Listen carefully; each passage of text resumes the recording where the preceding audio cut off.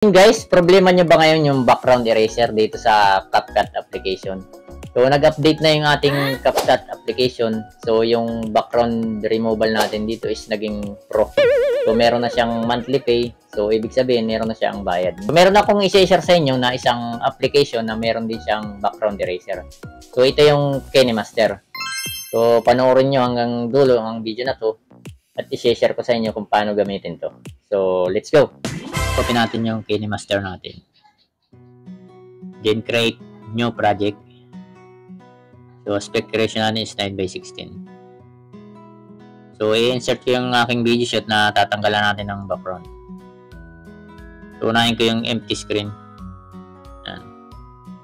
Yan yung walang tao doon sa screen. And then i-layer ko yung i-erase natin ang background. So ito siya. So, X yan. So, hindi ko na siya i-full screen. So, habaan natin yung ating min media. Bagalan natin yung speed niya para humaba. Yan. So, yan. So, try na natin erase yung background niya. So, click natin yung layer natin. So, hanapin natin yung Magic Remover. Ayan. Ito yung Magic Remover. Ito yung, bali, ito yung background eraser niya. Remove BG. Remove BG doon sa CapCut natin. So, dito naman sa KineMaster is Magic Remover. Enable lang natin yan. Yan. So, yan. Yan lalabas. Removing. Please don't close KineMaster or turn off your device. So, yan. So, itayin lang natin siyang mapuno.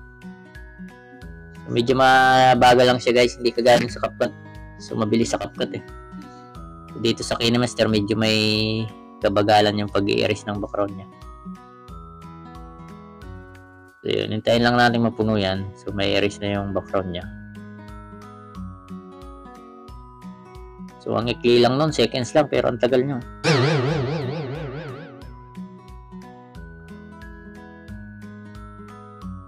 Tagal, guys. Mabagal. Mas okay pa rin talaga yung CapCut application natin. So, complete na siya. So, yun. Tingnan natin. So, pakita ko sa inyo yung na-erase ng background. Ayan. So, bali video siya eh. Subukan natin i-play. Paano ang itsura niya. Yun. So, smooth naman yung pagkaka-erase ng background niya. So, yun guys. So, ilalagay ko siya dun sa taas para makita niyo yung pagkaka-erase ng background niya kung smooth ba.